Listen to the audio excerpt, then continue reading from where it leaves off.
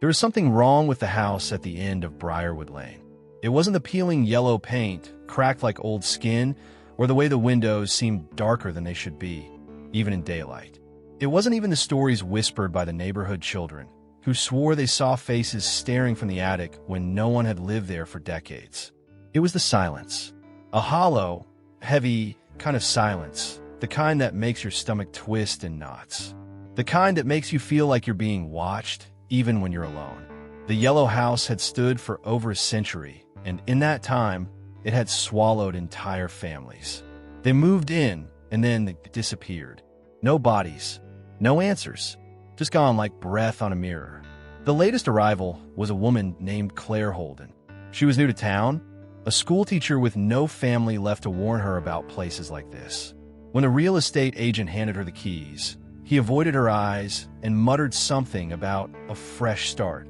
She didn't believe in ghosts, but that changed on her first night. It started with the smell, something rotten, wet, seeping through the walls. Then came the scratching. Not nice, not rats. Something deeper, like nails dragging through the very bones of the house. At 3:12 a.m., Claire woke to the sound of breathing. It wasn't hers.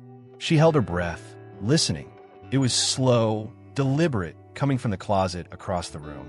The door was ajar, just slightly, just enough to see the darkness beyond it. Then the whisper came.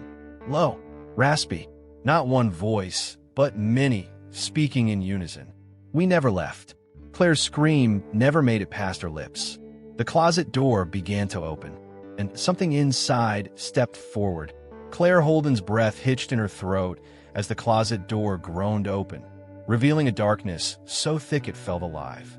The whispering voices had stopped, replaced by an eerie silence that pressed down on her like a suffocating hand.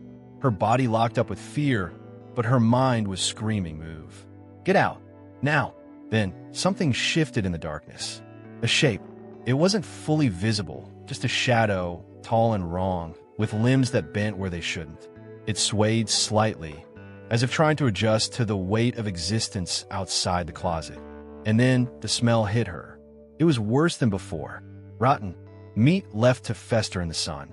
A putrid, oily stench that carried something else beneath it. Something old, something foul, something alive. Claire staggered backward, her shaking hands scrambling for the bedside lamp. Her fingers found the switch, and light flooded the room, blinding, cold, safe. The closet was empty. No shadow, no whispering, nothing. Her chest heaved, her heart beat a hammer against her ribs.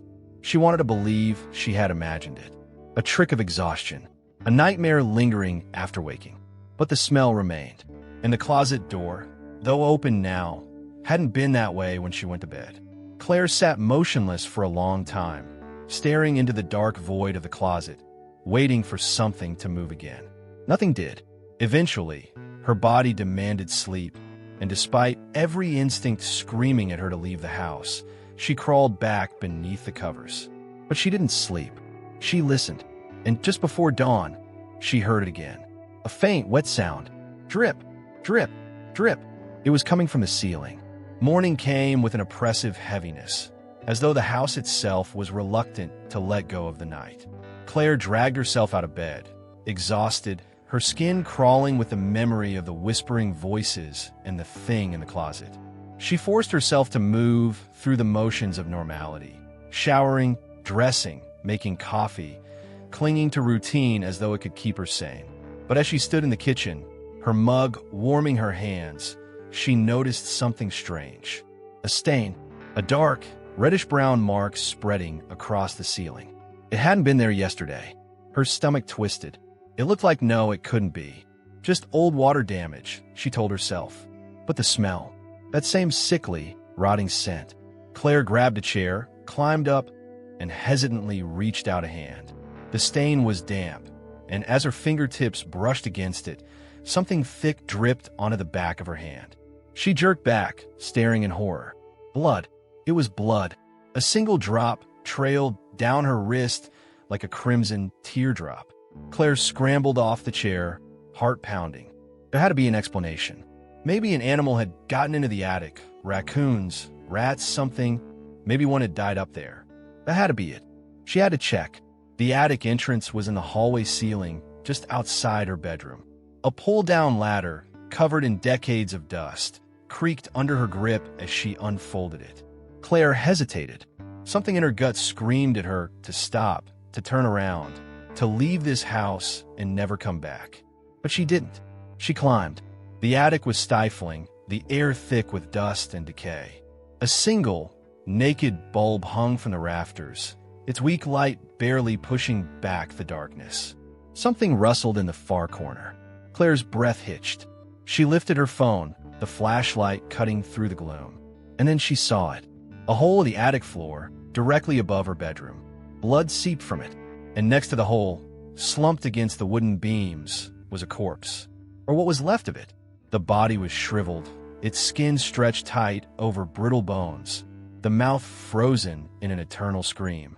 The flesh was blackened, eaten away in places, exposing raw muscle and jagged bone. Claire recoiled while rising in her throat. But then, the body twitched. A spasm, slight, almost imperceptible. Then the head turned, not slowly, not naturally, snapping toward her with the force of a breaking neck. The mouth gaped open, impossibly wide, and the whispering returned. "We never left." Claire's scream finally tore free as the thing lunged. She crashed down the attic ladder, hitting the hallway floor hard, her ankle twisting beneath her. The attic door slammed shut above her with a deafening bang. Silence, except for her ragged breathing. And then, drip, drip, drip. She looked down. Blood was pooling at her feet, leaking from the cracks in the ceiling. The yellow house was hungry, and Claire was next. Claire Holden lay sprawled on the hallway floor, pain flaring up her leg like fire.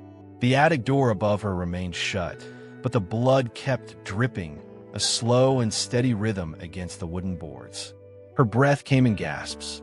She needed to get out of this house, out of this nightmare. But when she tried to stand, a sharp, unbearable pain shot up from her ankle. Twisted, maybe broken. The house had trapped her. The thing in the attic, had it really moved? Or was her mind turning against her? No, it was real. She had seen it, felt it. Something dead, something old, something that should have been nothing more than bones. Yet it moved. And it had spoken. "We never left." Who was we? Claire forced herself upright, her back pressing against the cold hallway wall. Her fingers trembled as she pulled out her phone. No signal. Of course. She needed help. The nearest house was a quarter-mile away. She could make it, even with her injured ankle. All she had to do was get out the front door, make it to the road. Gritting her teeth, she pulled herself to her feet, putting as little weight as possible on her bad ankle. She took a step, then another. The pain was unbearable, but she could push through it. She had to. She reached the front door and grabbed the knob. It didn't turn. Locked. Claire fumbled for the key in her pocket, shoved it into the lock, and twisted. Nothing. The lock wouldn't budge. She yanked harder, panic rising. This wasn't possible. The door had locked itself? No, the house had locked it. A cold whisper brushed against her ear. "You can't leave." Claire shrieked and spun around, but no one was there. Then she heard something else. A creaking. Not from the attic this time. From the second floor. Claire limped toward the stairs, her breath shallow and rapid. No, she wasn't going up there. Whatever was in this house, she wasn't going to seek it out. But then she heard footsteps. Slow, deliberate, walking toward the stairs, coming down toward her. She backed away, her pulse pounding in her ears. The sound grew louder, closer, a steady thud, thud, thud against the wooden steps. Then it stopped, right at the top of the stairs. Claire stared up into the darkness. There was nothing there, or so she thought. Then she saw it, a pair of bare, decayed feet peeking from the shadows. Not standing, hanging. Something was suspended from the second floor, swaying ever so slightly, as if it had just been cut down from a noose. Claire staggered back, her stomach twisting with horror. And then, the thing dropped. It hit the floor hard, the impact sending a sickening crack through the air. But instead of lying still, it crawled. Not like a human, like an insect. Limbs bending the wrong way, fingers scrabbling against the wood. Its head jerked up, eyes black pits of endless void. Claire ran, or tried to. Her ankle screamed in protest, but she forced herself forward, barely making it into the nearest room, the study, before slamming the door shut behind her. Darkness swallowed her. She fumbled for a light switch, her fingers brushing over cold, ancient wallpaper. Her breathing was ragged, and her hands were slick with sweat. The study smelled of dust and mildew. A heavy wooden desk sat in the center, surrounded by towering bookshelves lined with worn leather tomes. But Claire's eyes were drawn to something else. The portraits, lining the walls, row after row of oil paintings. Men, women, children. Their faces were twisted in expressions of terror, mouths frozen mid-scream. Their eyes, so real, so lifelike, were locked onto Claire. Watching her, a chill ran down her spine, and then one of them blinked. Claire stumbled backward, her heart slamming against her ribs. The portraits began to change. The paint bubbled, cracked, and darkened. Flesh rotted away, revealing grinning skulls. Eyes sunk into hollow sockets. The mouths, once frozen mid-scream, now moved. And they whispered. "We never left." Claire's back hit the bookshelf. The whispering grew louder, rising to a deafening cacophony of wails and sobs. The house wasn't haunted. It was alive. It remembered every soul it had swallowed, and it wanted hers next. The floor beneath her trembled. Books tumbled from the shelves. A cold wind, impossible, unnatural, swept through the room, carrying with it the unmistakable scent of decay. Claire turned to the desk. A single sheet of parchment lay there. Old, yellowed, stained with something dark. A name was scrawled at the top in spidery handwriting. Claire Holden. Her own name. Her hands shook as she read the words beneath it. The house is awake. And so are they. The walls moaned. The whispering became a shriek. The room tilted, books flying, furniture sliding as if reality itself was breaking apart.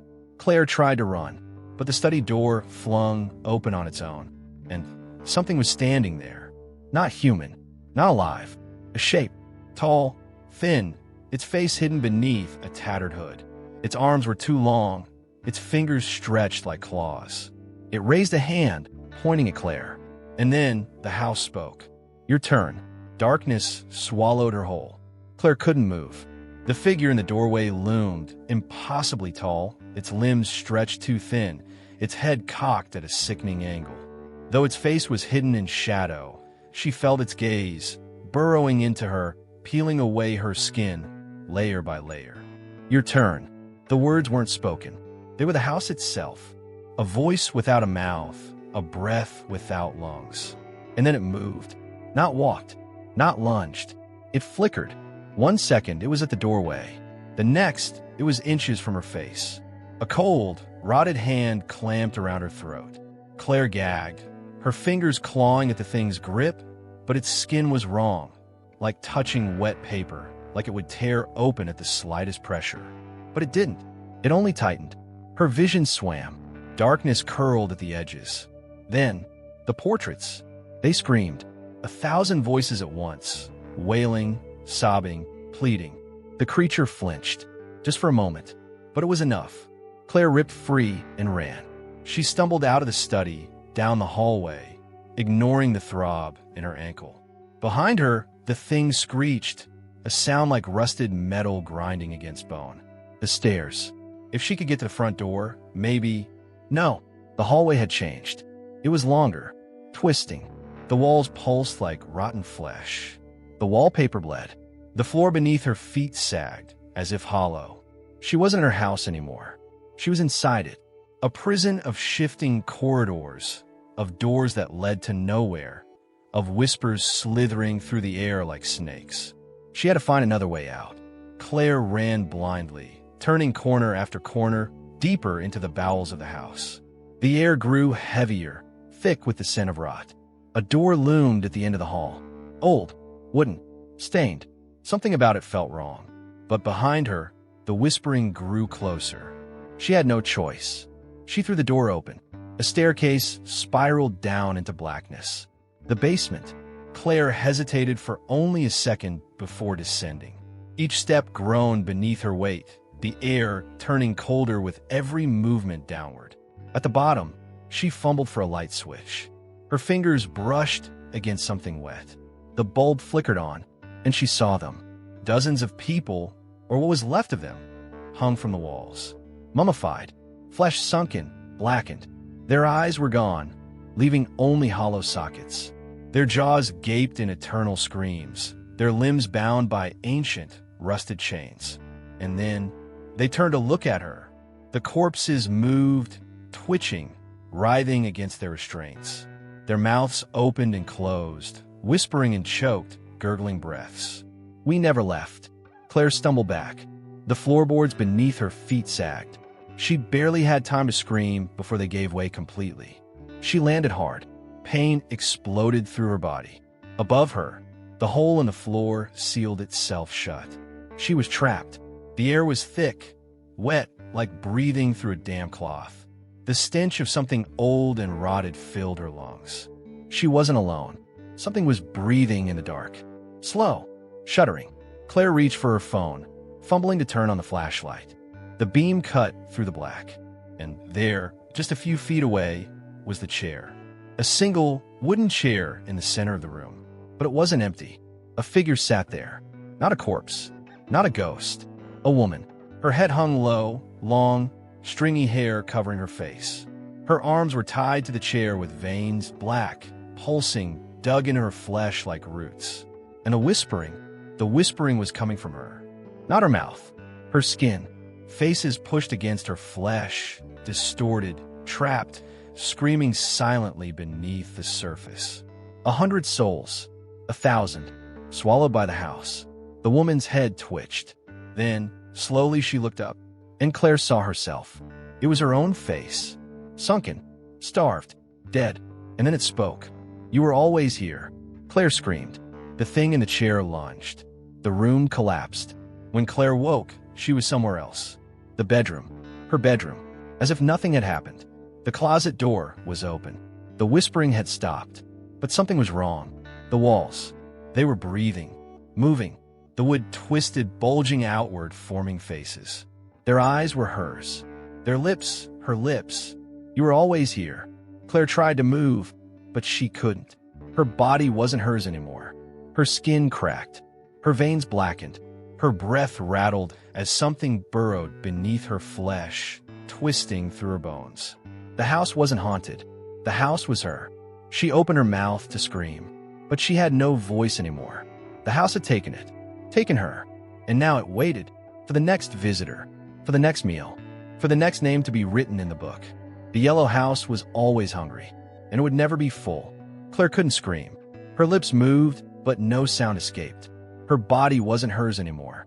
The walls pulsed like living flesh, shifting, twisting, whispering. Her reflection in the dresser mirror, no longer hers, twitched, grinned, and then slowly turned its back to her, stepping away into the glass, disappearing into the dark beyond. This wasn't a house. It was a mouth, a hungry thing that swallowed souls, that reshaped flesh and memory, that rewrote reality. Claire's fingers dug into her skin, desperate to feel something that belonged to her. But beneath her flesh, something moved. A squirming, a slithering. Something else was inside her now. And then, the bedroom door creaked open. The hallway stretched into darkness. But not the same hallway. The yellow house shifted, rearranging its insides like a living labyrinth. The walls moaned. The floor buckled beneath her bare feet. The scent of blood, thick, metallic, ancient, filled the air. She took a step forward. Something shuffled behind her. Claire turned, but the room was gone. The door had vanished. No way back, only forward. Her breathing was shallow, rapid. The air felt thick, as if she were wading through something unseen. Then she saw him, a figure standing at the end of the hall. Tall, wrong. His limbs were too long, his skin the color of old, waterlogged wood.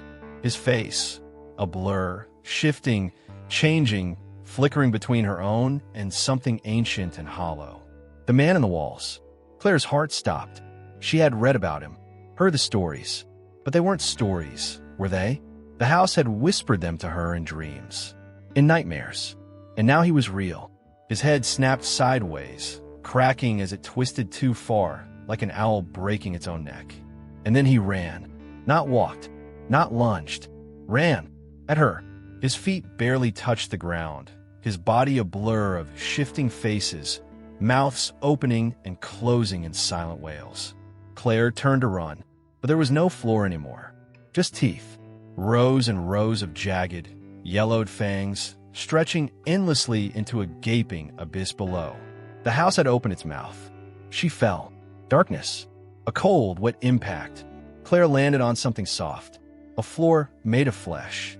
She gasped, but the air here was thick, liquid like breathing in smoke. Shapes moved around her, shifting under translucent layers of skin stretched tight over the walls.